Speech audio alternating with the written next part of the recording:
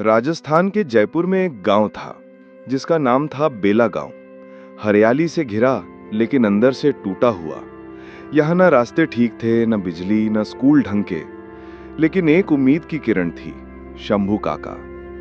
शंभू काका गांव के सबसे समझदार, ईमानदार और नेकदिल इंसान थे। 60 की उम्र में भी उनका हौसला जवानों जैसा था। पिछले 5 सालों से वे गांव के सरपंच थे और गांव में जो थोड़ा बहुत सुधार हुआ था वो उन्हीं की बदौलत था। अब फिर चुनाव का समय था। गांव 2 हिस्सों में बंट गया था। एक तरफ शंभू काका जो साफ नियत और मेहनत की मिसाल थे, दूसरी तरफ था राजा ठाकुर, दबंग, पैसे वाला और बाहरी नेताओं से मिला हुआ। राजा ने हर तरफ से कोशिश की, वोटरों को पैसे बांटे, दारू बांटी, धमकियां दी।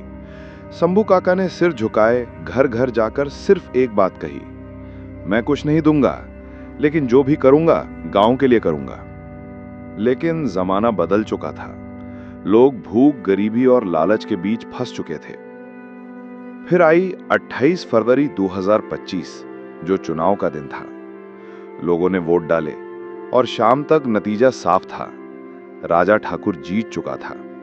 गांव के चौराहे पर पटाखे फूट रहे थे, ढोल बज रहे थे और शंभू काका चुपचाप अपने घर के बरामदे में बैठे थे।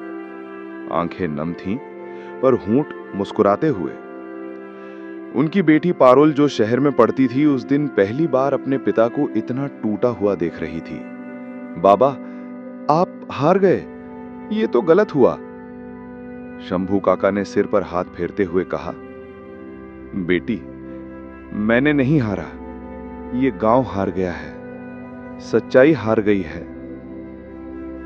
एक हफ्ता बीता। राजू ठाकुर ने सरपंच बनते ही गांव के सरकारी तालाब को ठेके पर दे दिया। गांव के स्कूल में मास्टर को बदलवा दिया। नया मास्टर राजा का रिश्तेदार था, जो बच्चों को पढ़ाने नहीं आता था। और एक दिन खबर आई कि शंभू काका नहीं रहे। सुबह उन्होंने नीम के पेड़ से लटक कर जान दे दी।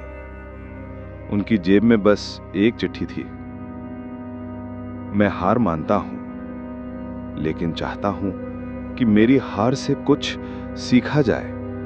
जिस दिन सच बोलने वालों को फिर से सर उठाने का हक मिलेगा, समझना मैं जिंदा हूं। शंभू। गांव में सन्नाटा था। राजू ठाकुर के समर्थक भी चुप थे। अब हर दिन गांव की गलियों में एक सवाल गूंजता था कि क्या हमने सही चुना? पारुल ने पिता की चिट्ठी को अपनी ताकत बना लिया। वो कानून पढ़ने लगी और 5 साल बाद जब अगला चुनाव आया, पारुल खुद खड़ी हुई सरपंच बनने के लिए। उसके भाषण में न पैसे थे न वादे, बस एक नाम था, शंभू काका। और इस बार बेला गांव ने सिर्फ वोट नहीं डाले, गलती का प्रायश्चित किया।